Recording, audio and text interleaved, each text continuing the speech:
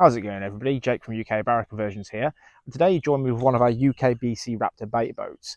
And in this video today, I'm just going to be basically going through some general settings and a bit of a user guide, I guess you could say. The boats do come with a really good user manual, but if you're anything like me, watching a video is much more preferred than actually reading a bunch of instructions.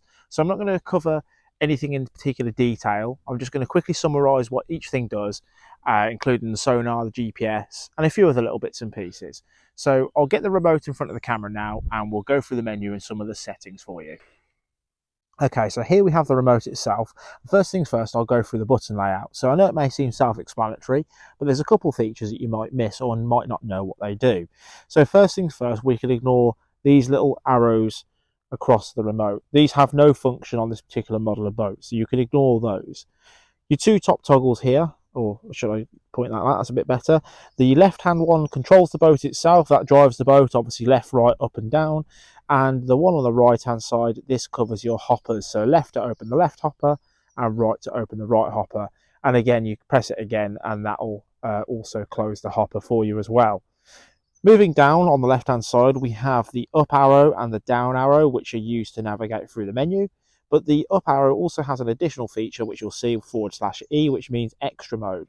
So if we press that, you will see on the display there, hopefully, it just changes to extra mode. And that basically means you can now operate any accessory you have plugged into the boat, such as a bait spiral or a bait spreader. So to simply exit back out of it, we hit it again, and it goes back to the normal operate the hoppers. We'll cover that in a moment in more detail. The left-hand button here is to adjust the brightness of the screen, which you won't really see outside at the moment. That adjusts the actual backlighting of the screen itself. And the right-hand button here is a mute button. So if your handset's beeping at you, which obviously it will do when you input certain things, you can actually just mute it. And I've currently got it on mute as well. Moving down, we have power on and off button. We have the menu button, which we'll navigate through in just a moment. We have the headlight button to operate the headlights on or off. And we have a sonar pause button. So you'll see on the screen here, you've got a live feeder sonar, which at the moment isn't reading anything because the boat is on the ground. But if you see something of interest, you can press pause. You can actually pause the sonar and have a greater or a more in-depth look at a particular part that you see. This feature can also be changed in the other menu or the other settings of the menu, and can also be operated as an auto forward as well, if you wish. But we'll come to that in further detail in a moment when we go through all the menu. Moving on to the right hand side, we have home, which is your home point save button. So that's to save your home point. We have sonar, which is to operate the sonar, so you can actually turn the sonar on and off if you wish. We have return home, so that's the home button with a directional arrow. That's to return back to home. And we have escape, which essentially performs the same operation as exit just here. So escape and exit, they do the same thing. So if you're on a screen that you don't want to be on, you hit exit. So then we have these four buttons here. We have save, delete, point and go. These are all to do with your GPS, and I will go into further detail of that when we cover the GPS navigation in just a moment. So that pretty much covers the basic buttons. So let's go into the menu, because I think that's where a lot of people's questions will lie. So hopefully, as you can see on the screen here, we have a variety of sub-menu options. So what we'll do now, we'll go through each one by one and essentially explain what they do. Now, a lot of them you do not need to worry about, and I'd highly recommend not altering them if they don't need to be altered, but we'll go through them nonetheless to help. So number one, boat voltage alarm. So you can adjust this setting so you can increase or decrease the actual voltage where the boat alarms you to tell you it's low on battery. So that's when the lights will start flashing, the handset starts beeping to indicate the battery is low on the boat. And just beneath this, RC voltage alarm is the exact same thing, but for the remote handset itself. So again, recommend to not adjust this and leave it as it is. Turning radius, number 3. It's quite a good one, actually, quite an interesting one. This will be when it's operating under GPS, and this is to do with when it returns back to its home point and how long it gives you before it then operates and rotates back round. So if you have something that's a slow sinking line, for example, you can actually adjust this and increase this. So if you're worried about the boat turning back around and coming over the line that's slowly sinking, you can actually increase the time or decrease it, whatever you want to do. Again, in most cases, the factory setting suffices, but it's again just another nice little bit of adjustment that you can do. Number 4, language. That's self-explanatory, of course. That's the language in the menu. Number 5, fish sensitivity. So fish sensitivity can be adjusted from the numbers 0 to 10. 0 being it will pick up pretty much everything possible, 10 being that it will only pick up the larger size fish. Now the menu recommends 3, and I'd say 3 is about right. In my opinion, if you go too low, if you go for a 0, it will actually start picking up things that aren't actually fish. It will be overly sensitive. So we recommend anywhere from 3 upwards, unless you, as I say, specifically want to pick up larger fish, in which case, and this is all to do with the sonar, of course, the sonar reading. Obviously, the higher the number, technically the bigger the fish it will pick up, and it will ignore the smaller fish. Number 6, direction trim. Now, in all honesty, I won't lie to you, I'm not entirely sure what this does. The menu advises don't mess with it, so I'm going to also advise don't mess with it. Number 7 is location.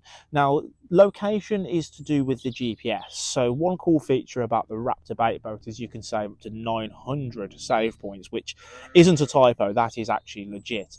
So what you can do is you can save 30 points per location, and you also get 30 locations. So essentially what you can do, instead of having to, like if you're going to several different venues, instead of having to wipe your save points every single time and delete them, you can actually keep note of those certain locations. So it doesn't keep note of it in the boat itself, they're only numbered, but if you were to keep note of it yourself, of say like location 0 is let's say Lac Baleine or something like that, just as a random one pulled out of the air, and then you can save 30 points to that location, and then change to location 1, and that can be a different venue, and you can save 30 points to that location too.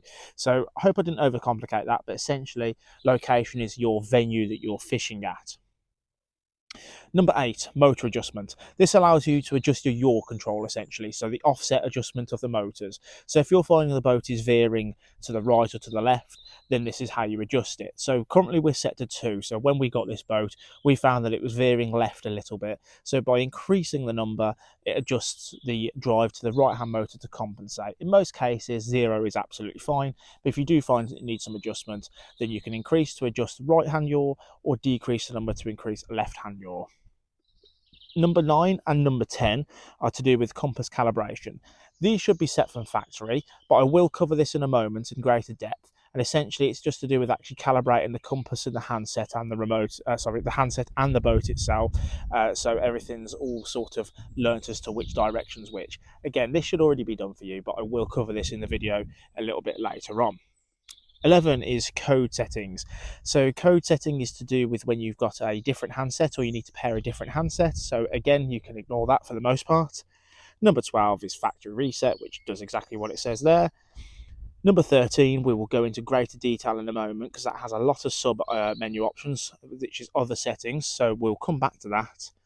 Number 14 is point share. So if somebody else also has a Raptor and they're fishing at the same venue, you can actually share your save points with them.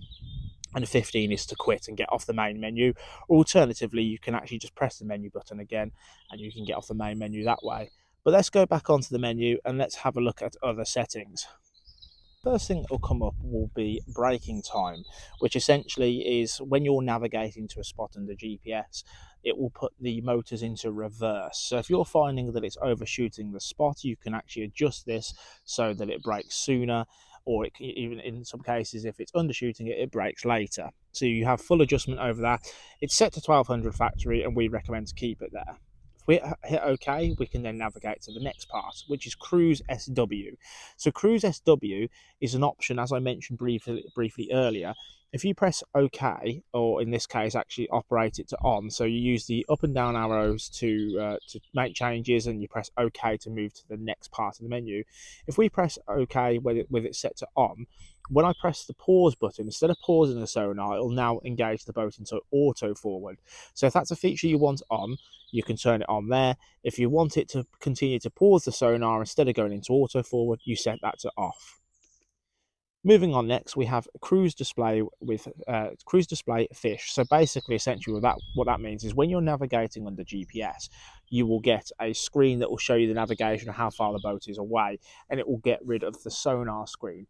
You can actually set this to on, so instead of having the GPS screen, it will have the sonar screen whilst it's automatically returning back home. Again, really makes no difference, but just adjustments that you can make. We'll set that to off as it was before. And radio model 1 or 2, or radio mode 1 or 2, sorry, is to do again with different handsets, so we can ignore that. Feet SW, which again is to do with your sonar, so you can turn on. So at the moment feet is on. If you turn it off, then you can change the setting to meters, which we'll do now. We'll set that to meters. Okay. And then display fish, which again is all to do with the cruise display and whether or not it shows fish on the sonar when it's returning home. So again, that really doesn't matter too much, completely up to you. Delay and stop. Again, I'll be honest with you, not entirely sure what this feature does. I've not really tinkered with it too much. I recommend just to leave this as the factory setting. And lastly, this is a screen that can be a bit confusing and something that we learnt the hard way. So as I mentioned a moment ago, to navigate through this, you don't actually press up and down. As you can see, if you press up and down, it's actually changing what that is. What you need to actually press is OK. If you press up and down and you actually get this all wrong, what it will do is it will switch the polarity. So essentially, it makes the boat go really weird. So sometimes you have to go left to go right, and etc, etc. So if you find yourself that you've somehow changed the controls on the boat, what you need to set it to is you need to set the M1 to the positive and the M2 as the negative. So if you accidentally change this, you can use this as a reference to set it back correctly, because if you do mess it up, the boat behaves very, very strange. And essentially what you're doing is you're just changing left is then right, and etc, etc, and it gets very, very confusing. Ask me how I know. I learned the hard way. Next up, I've just done it myself there. So again, press OK, and then it navigates to the next sub option. So this is camera. So if you have a winch camera, you'll need to set this to positive for on, and that's so you can activate the winch cam, which we'll do in a separate video altogether. And then moving down, we have max speed, which is to do with the adjustments of the speed of the motor. So you can go as low as 50 and as high as 100. We have this set to 75. 100, in our opinion, is a little bit too quick. 50 is a bit too slow. So somewhere in the middle is what suits us best.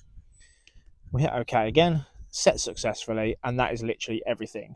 This mod here, again, is just a sub menu. Hit OK, and you are now out of that. And we hit menu again, and we're now back to the sonar screen. So what we'll do now is we'll get the boat in the water and we'll go through some of the sonar readings and what they mean and what the colours mean, etc, etc. Okay, so we now have the boat in the water, and you'll see the live data sonar reading, which is on the screen just here. So you'll also see you have a water temp reading here, and you also have your depth reading of where you're currently hovering over. As I mentioned previously just a moment ago, you can adjust this between feet and meters. I've currently got this set to meters. So the sonar reading here, you are probably wondering what each colour does, so I'll explain that to you now. So basically red is a soft mud or a silt. Yellow is representing weeds or sticks or branches. So in this case, with this little pond that we operate in here, that will probably be most likely branches. And then blue is like a hard bottom, so that'd be like gravel, and it's basically a harder compound. So that gives you an idea of, you know, what you're looking at in terms of what's below you or beneath the surface. Other than that as well, at the moment we're not picking up any fish because there is actually no fish, certainly not to my knowledge in this bit of water that we're in at the moment. But when fish display, as I say in the previous part of the video, you can adjust the setting to adjust what size fish display. If I actually, as a matter of fact, what I'll do, if I go into menu now and I change the fish sensitivity right down to 0, like so, hit menu again, you'll see it's picking up a fish already, which certainly doesn't exist. And as I say, this is because it becomes overly sensitive then, and depending on the depth of the water, this will all make a difference as well. But whilst that fish is on screen, you'll see it's got a little number next to it, and that will tell you that it believes that the fish is at the depth of 1 meter. So that's another cool little feature. It'll tell you the depth where it believes that fish is as well for you. And there we go, we've got another one and another couple actually. And as I say, it's definitely picking up bogus readings, because if I change this back to a sensitivity of the recommended setting of 3, it will then remove those for you. So essentially that's pretty much most of the features with the sonar. As I mentioned, you can actually pause the sonar, which it's done so now. So if you want to look at something in greater detail, you can do so, and you just simply unpause it by doing so. And you can actually turn the sonar off altogether by pressing that button if you wish to do so. But I think in most cases, apart from for the sake of saving battery, you're probably going to want the sonar on. Now, Another nice feature with the sonar is it automatically adjusts by the depth that it reads. So the layout on the screen, it might take a moment to adjust to the depth, but it will display it according to the depth that you're over. So you might see it every now and then reset and adjust, because if you go to a deeper or shallower part of water, it will represent it differently on the screen. So I think that pretty much covers the sonar side. So let's move on to the GPS now. So GPS on this is pretty simple. It's quite nice and easy to use. So what I'll do is I'll bring the boat back in and I'll show the boat in the water to represent some of the GPS. Okay, so what I'm going to do is I'm going to bring the boat in now to a bit closer, and we're going to cover the GPS side. So first thing first, we will save the home point. So we're going to save the home point just here. And to do so, you just simply want to press the home button, just a single press, and you'll see it says setup done, which confirms you have saved your home point. So let's sail the boat out and let's actually save a point that we want to return to. So I'm not going to go too far. You do need to go a minimum distance, I believe, of 5 meters. If you're too close to your home point or to your save point within 5 meters, then it won't like it. So I'm going to go out to about here. I think that should be far enough. So let's bring the remote back in shot. And as I mentioned a moment ago, you can see the sonar is now going to adjust to depth because I was in very shallow water, and that'll sort itself out in a moment. So if we want to save a point, we want to hit point button, and you will see here you get a screen that comes up. And bottom right here we have GPS satellites. So for the GPS to be working correctly, let's say you want a minimum of around 15 to 20. We've got 27. I'm happy with that. You'll also see you've got boat distance, which tells you how far away the boat is from yourself currently or from the handset. And you've got 0.0 and then an asterisk and a little number again. 0.0 is the current location, which, as I mentioned previously, is in the menu itself. So you can save 30 locations and then 30 spots per location. So we're at location 0, which is our venue we're currently fishing. And then you can cycle through using the up and down arrow each actual save point. So if you see it goes to 999 meters here, that means that there isn't a save point currently to that particular spot. Whereas if we cycle up to number 4, 13 meters away, I've actually got a save spot, and you'll see that also on this little display here. It'll actually indicate roughly where that is for you as well. So we'll save spot number 6, and to do so we just want to hit save. It says replace it. Okay, setup done. That means you've saved that spot. So in this case, number 6 is just over there, and that's where we want that boat to return to. What I'll do now, let's say theoretically we found a nice little spot, we used our sonar, we like that spot, and we want to now bait up. So let's press return home button, or rather what I should do is exit off this first and then press the home return button. And as you'll see, it's autopiloting, and you can replace this screen with the sonar, as I mentioned in the sub menu, but it's a nice little screen. It tells you how far away the boat is, and you can see the boat is returning to us now.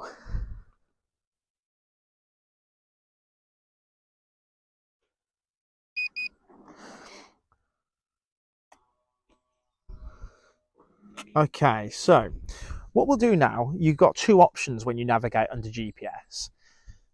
Option number 1 would be, regardless, we want to return back to that spot we just saved a moment ago, right? So you hit point, and it automatically defaults to the last one you're on. Just getting that to focus now, which was number 6. And you'll see on the top left here, it says manual mode. So essentially manual mode, what that will do is it will navigate to the spot, and that's it. It won't return home. It won't automatically open hoppers. But if you want to actually do it in autopilot, if you hit point again, it will change to auto mode. And what this will now do, if I hit go, it'll autopilot to the save spot. Once it gets there, it'll open both hopper doors. It will then close both hopper doors and return home. So this is a feature that I think some people miss. You don't have to do it in manual mode.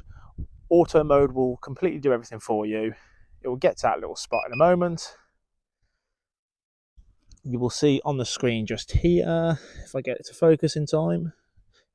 I didn't get it to focus in time, so ignore me, but I'll demonstrate that in a moment. But basically on here, you've got your left and right hopper, and it will indicate when they're open and when they're closed. But as you can see, the boat, when I get the camera to focus, there we go, has gone to the spot, opened the hopper doors, closed the hopper doors, and returned back home. So that pretty much covers the GPS. And again, as you can hopefully see on this little screen here, you can navigate through your save spots, and it represents, obviously because it's such a small little venue we're at here, it's kind of hard to tell. But if you're obviously fishing at a decent distance, those dots will sort of be dotted around nicely, so you'll know which point is which as well. And then if I go off this, if I go exit and I go onto the menu, change the location. So if we set the location to 1 instead and go off the menu and go to point, you will see that that's now changed to 0.1 and we have no saved locations at all. So that is how you are able to achieve your 900 save location. So I'm just going to quickly set this back to 0 for the current venue we're at. And there we go. That pretty much covers the GPS.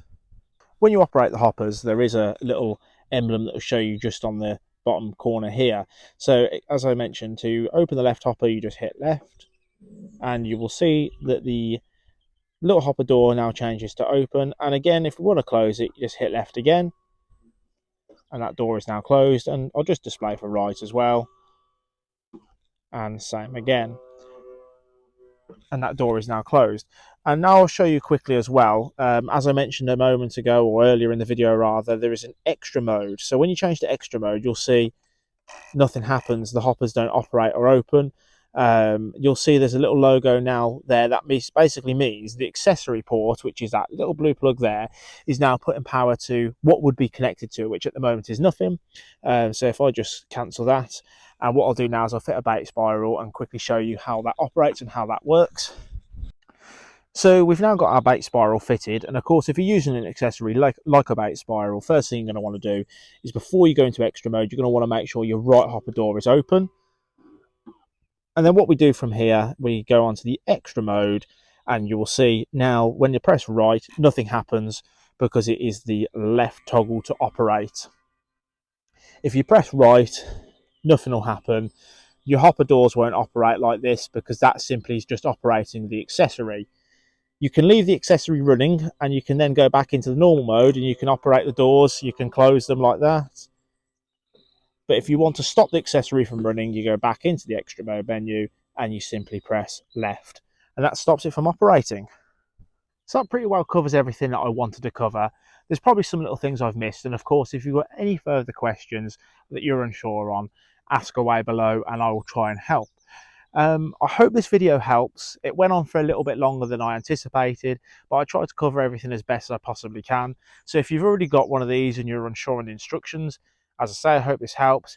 If you're looking into one of these boats and you're like me and you like to see some of the nitty gritty and the sort of details and information, as I say, this wasn't really like an actual showing off of the boat and what it can do. But if you like to see how everything operates, how easy it is to use, which often is quite an important thing, you know, it isn't the easiest thing to use. It's technology at the end of the day, and there's a lot of menus. But once you actually get your head around it, and now that you know how everything works and how it operates, it's actually not too bad at all.